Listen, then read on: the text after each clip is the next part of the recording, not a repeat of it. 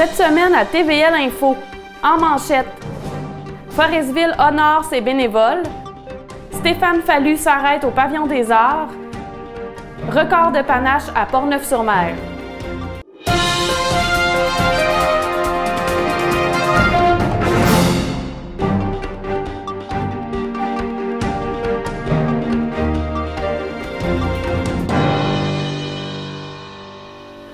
Le 18 avril, à la salle Ginette B. Sirois, 150 bénévoles de la communauté foresvilloise ont répondu à l'invitation de leur administration municipale dans le cadre du traditionnel 5 à 7 reconnaissance organisé pour la semaine de l'action bénévole. Cynthia Lavoie, animatrice en loisirs de la ville, a animé avec brio la soirée et laissé place au discours de la mairesse de Forestville, Micheline Anctil. L'élu a une fois de plus souligné l'importance du bénévolat dans nos communautés et surtout manifesté au nom de tous les citoyens sa profonde gratitude envers les bénévoles de Forestville. En lice, 15 nommés dans 3 catégories ainsi que le prix hommage décerné à Christian Tremblay, un bénévole infatigable et dédié depuis 1978. Il s'implique dans presque toutes les organisations sportives et levées de fonds depuis 46 ans. La nomenclature en termes de nombre de causes et d'années de dévouement bénévole de Christian Tremblay est impressionnante. On retrouve notamment 35 ans pour le club La Trotte, 30 ans au cross-country comme entraîneur et organisateur de compétitions régionales et provinciales, 15 ans Opération Nez Rouge Forestville, 15 ans sport étudiant au primaire, 13 ans responsable des glaces au club de curling et bien plus encore. Dans la catégorie socio-communautaire, c'est Nancy Gagnon du Cercle des fermières qui a remporté les grands honneurs. En agriculture, le prix a été décerné à Marjolaine Bouliane de l'École de musique de Forestville, alors qu'en sport et plein air, c'est Cynthia Gagnon de l'Association de hockey mineur de la Haute-Côte-Nord qui a été élue lauréate. Les employés de la SAQ sont en grève contre la précarité d'emploi. Après plus d'1 an de négociations, ceux-ci sont toujours sans entente sur les aspects normatifs de leur convention. Les 5000 employés de la SAQ ont amorcé une première journée de grève le 24 avril afin d'accélérer le rythme des négociations. Vu l'absence d'avancées significatives à la table de négociation, le débrayage s'est poursuivi le 25 avril. La question de la précarité d'emploi est au cœur des discussions. Le syndicat déplore que la SAQ maintienne un bassin de milliers d'employés à temps partiel et sur appel, plutôt que de consolider l'ensemble des heures travaillées dans des postes permanents. La direction de la SAQ se plaint du fort taux de roulement de ses employés, mais le président du Conseil central Côte-Nord, Guillaume Tremblay, croit qu'elle fait tout pour les faire fuir. Les employés de la SAQ ont le droit d'avoir un horaire stable, prévisible et adéquat selon lui. Le Conseil central Côte-Nord, CSN, a lancé le 16 avril sa campagne intitulée « Vraiment public » qui s'accompagne d'une enquête sur la privatisation du réseau de la santé et des services sociaux. Cette enquête a pour objectif de recueillir le plus d'informations possible des usagers et aussi des travailleurs. Par exemple, s'il y a des usagers qui se font dire par leur médecin de famille d'aller vers le privé pour recevoir des soins, c'est ce genre de situation que la CSN veut savoir de la population. À quoi va servir cette enquête? À documenter et dénoncer publiquement tout l'impact que peut avoir le privé dans le réseau de la santé et des services sociaux selon l'organisation syndicale. L'initiative de la CSN est en lien avec la réforme du ministre de la Santé, Christian Dubé, qui sera une centralisation sans précédent selon le président du syndicat. La CSN déplore également que la privatisation des soins de santé coûte cher aux Québécois. Même que dans certaines régions du Québec, il y a plus de chirurgie au privé qu'au public. Ce n'est pas le cas sur la Côte-Nord, divulgue la CSN. Combiner les études à temps partiel, le travail à temps plein et la vie familiale n'est pas chose simple, mais ce que déplorent des étudiantes au baccalauréat en travail social, ce sont les stages non rémunérés qui sont un véritable casse-tête. Depuis janvier 2023, le groupe faisant partie du programme offert par l'Université du Québec à Rimouski à l'antenne de Bécomo réussit à conjuguer son parcours scolaire et ses heures de boulot. C'est en 2026-2027 que la situation se corsera alors qu'il devra réaliser 2 stages pour un total de 30 semaines. Ces apprentissages en milieu de travail se tiendront à raison de 4 jours par semaine. Les étudiantes ne pourront donc plus exercer leur emploi en même temps que leur stage, ce qui leur causera des soucis financiers. Les stages non rémunérés sont une charge financière insupportable pour de nombreux étudiants, en particulier ceux qui ont déjà des responsabilités familiales, peut-on lire dans la pétition lancée en ligne le 14 avril par le groupe de Bécomo. En marge de son cours d'intervention collective, la cohorte devrait poser des actions pour un enjeu commun. C'est donc la non-rémunération des stages qui a été choisie par les étudiants qui doivent utiliser des moyens pour faire valoir leurs besoins. Pétitions, affiches et grèves font partie de la liste. Les étudiants dont les stages ne sont pas payés ont parfois accès à des bourses comme celle de Perspective Québec, mais pour la plupart, il faut être aux études à temps plein ou avoir un enfant de moins de 5 ans, par exemple. La Foresvilloise Annick Desbiens se considère chanceuse. Elle pourra recevoir un salaire pendant sa période de stage, non sans sacrifice. Il faut qu'elle prenne un congé sans solde pour études. Elle est payée à 82 % de son salaire pour mettre de l'argent de côté pour ses stages. Elle doit donc se priver pour économiser. Pour d'autres, les conséquences sont encore plus importantes. Alexandra Como de Bécomo doit carrément faire une croix sur l'obtention de son diplôme. La jeune femme qui travaille comme éducatrice spécialisée dans le milieu scolaire ne sera pas en mesure de faire ses stages. Comme le mentionne Annick Desbiens, les travailleurs sociaux sont en demande partout au Québec.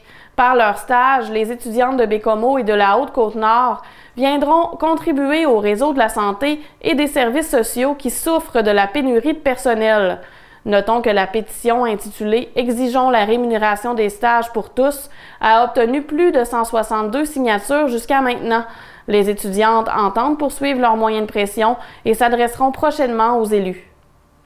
La rémunération des stages n'est pas un dossier qui relève de l'UQAR, mais du ministère de l'Enseignement supérieur qui confirme que les annonces budgétaires de l'année 2024-2025 ne prévoient aucun investissement pour la rémunération des stages, la conjoncture économique ne le permettant pas.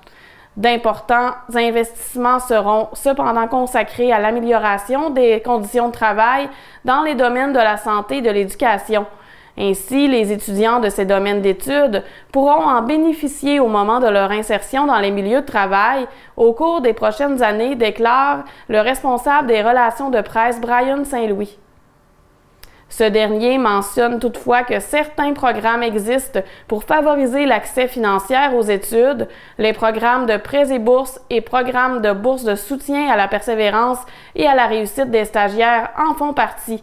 Les étudiants doivent répondre à certains critères pour y avoir droit. L'humoriste Stéphane Fallu était de passage au Pavillon des Arts de Forestville le 20 avril pour le rodage de son nouveau spectacle. Voici son entrevue avec Véronique Lévesque. Stéphane Fallu, bonsoir. Bonsoir, bonsoir tout le monde. Merci, merci de me recevoir. Merci à toi. Parle-nous de ton spectacle. C'est un nouveau spectacle que tu fais? Oui. Nouveau spectacle. Je l'ai fait 6-7 fois. C'est le début de l'écriture. J'essaie de regrouper mes idées ensemble, de voir ce que j'ai le goût ou que le spectacle aille un peu. Alors, on a trouvé un titre qui est peut-être transitoire, là, mais là, c'est... fait qu'on s'en va là-dedans et c'est vraiment le fun. Tu sais, je fais juste la scène dernièrement. Puis de retourner à juste faire du stand-up après avoir fait beaucoup de télé, de la radio, c'est le fun de retourner sur scène. Puis c'est le fun d'avoir la surprise du monde parce que les gens, souvent, ils me connaissent à cause de Refuge Animal ou des affaires plus smooth. Puis là, ils arrivent dans un autre univers que j'assume beaucoup plus mes blagues et c'est un petit peu plus... je suis content d'aller là. Tu sais, c'est comme un côté de faire, regarde, on est tous tout croche, mais je vais vous le dire pourquoi on est tout croche. Bien, là, tu me dis transitoire, c'est parce que tu essayes plusieurs avenues en fonction de... Tu te promènes dans la région, tout ça? Non, dans le sens qu'avant, j'étais très dans le cabotinage, tu sais, c'était très ludique, là. Puis là, j'ai le goût de dire plus de choses, j'ai le goût de plus assumer aussi ce que j'ai à dire. Fait que il y a comme un côté que je m'en vais dans des zones que tu fais « Oh, OK ». Tu sais, il y a des sujets, même, tu vois le public, là, qui sont comme « OK, il s'en va là ». Comme des sujets comme? Des fois, c'est super simple, c'est de dire juste... que j'ai un crush dernièrement dans ma vie. Puis là, le monde va dire que je suis en couple, mais c'est important d'avoir un crush. C'est important que notre imaginaire travaille tout le temps. Puis là, tu vois la réaction du public qui fait « ben non ». Puis là, tu vois les couples qui se regardent, qui se donnent des coups de coude. T'en as-tu un? Ça me fait rire d'aller là-dedans. C'est de dire, quand on va voir un médecin, on embellit tout le temps ce qu'on fait. C'est qu'on veut pas mentir, on veut tout le temps bien paraître. T'sais, on dirait qu'on est tout le temps des petits gars devant notre maman puis qu'elle nous trouve tout le temps tout très, très beau. Mais quand on regarde ça tout individuellement, on est tout un peu tout croche, mais c'est fait avec humour. Puis c'est vraiment ça. Puis là, tu es sur la Côte-Nord? Tu t'en vas vers... Tu veux aller faire la Gaspésie ou tu retournes en ville? Non, là, c'est le début. Je suis juste venu faire un petit tour. Puis je trouvais ça le fun dans mon écriture de pas juste tester mes blagues à Montréal. Puis de juste faire des shows en banlieue de Montréal. Puis je suis content d'être venu. Tu sais, j'étais à Bécomo. Là, je vais venir ici. Après ça, je vais retourner un peu plus. Je vais retourner faire des petits shows. Je vais passer l'été, je vais retourner en écriture. Puis après ça, on va recommencer la vraie tournée à travers le Québec. Fait que c'est comme un petit crush à travers tout ça pour aller voir les gens. Mais ce que tu présentes ce soir, présentement dans ton spectacle, c'est du contenu que tu vas garder pour la prochaine tournée ou tu vas piger un peu dans tout ce que tu vas faire en voyant, OK, ça marche, ça marche pas? On va en garder une bonne partie, mais c'est sûr qu'il y a des trucs qui vont changer. Mais moi, je trouve que ça va être dans une belle salle comme ça va être le fun aussi, parce que le côté de la salle, ce qui est le fun, c'est que tu es plus anonyme comme spectateur. Quand tu es dans les petits bistrots, les endroits que tout le monde se regarde, parce qu'ici, souvent, tout le monde se connaît. Fait qu'il y a comme un côté, c'est sûr qu'il va y avoir un côté que je peux me laisser aller, mais la base va rester. Puis il y a peut-être, après ça, il va y avoir toute la mise en scène, puis tout ça. Tandis que là, c'est du stand-up pur, très américain. On commence à parler, puis on finit après 1h30 de blabla. On est tous un peu tout croche. Quand tu fais ton spectacle, tu regardes-tu le monde dans la salle, puis tu vois justement, comme tu disais, les petits coups de coude, mais c'est-tu un plaisir que tu as à avoir des petits pincements avec ton public? Oui, mais j'aime ça parce que je trouve ça drôle. Sans stand-up, souvent, il y a des gens qui vont dire « Ah, eux autres sont tout croches ». Puis j'essaie de ne pas aller là-dedans. J'essaie, comme j'aime dire, du stand-up positif. Okay. C'est juste dire, regarde, je parle de moi vraiment avec une petite pudeur. Je peux parler je peux parler de la santé mentale, mais je parle de la mienne aussi. Que j'ai eu un bout que ça allait pas bien. Mais moi, je pense que les gens, c'est tout le temps avec de l'humour après. C'est comme ça a l'air sérieux. Mais j'aime ça que les gens peuvent se dire, regarde, on n'est pas tout ça de vivre ça. On n'est pas si pire, puis on vit des choses, puis c'est normal qu'on vit quelque chose. Puis d'en parler, puis on n'est pas parfait. Fait que non, c'est un peu là-dessus. Puis ça reste que je suis quand même très con dans mes situations. Fait que ça reste... C'est important. Des fois, je comprends pas. Mais là, vu que tu dis que tu vas faire ta tournée, c'est-tu parce que tu as comme mis de côté un peu tes projets au niveau des émissions? On parle comme Le Refuge, là, tu avais Sur le pouce. C'est-tu parce que ça a été comme, OK, ça, c'est tourné. Là, j'ai du temps pour moi pour faire ma tournée. Là, j'ai eu... la prochaine saison va jouer. J'ai tourné l'année passée Sur le pouce, qui va jouer sur Zest, puis qui va être à TVA après. Fait que ça, c'était une belle tournée. D'ailleurs, j'aimerais ça venir dans votre coin pour la prochaine saison. D'ailleurs, on a deux bonnes cantines ici qu'il faudrait que tu viennes faire un petit tour. Ouais, je les ai regardées. Je prends des petites pauses de cantine à travers tout ça parce que ça vient de la grosse bouffe. Refuge, c'est un projet qui va revenir, mais que pour le moment, c'est pas dans les boîtes. Fait que non, c'est ça va être du stand-up pour le moment. Puis c'est le fun aussi, le plaisir de retrouver la scène, d'aller voir le monde, d'aller se promener. Je le faisais, mais un petit peu, tandis que là, c'est le fun de s'impliquer puis d'aller voir ça. Ouais, ça fait comme une petite pause un peu de tout avoir à faire les émissions, puis là, tu peux plus penser à toi, aller voir du monde, partager ce que tu aimes aussi avec... Être à la maison, pas m'occuper des tâches aussi. Ça, c'est super important. C'est la base de faire la tournée. Ouais. Puis ma blonde, elle a comme un relâchement aussi, comme je suis pas là pour tout gâcher son ordre. Fait que je trouve ça super intéressant.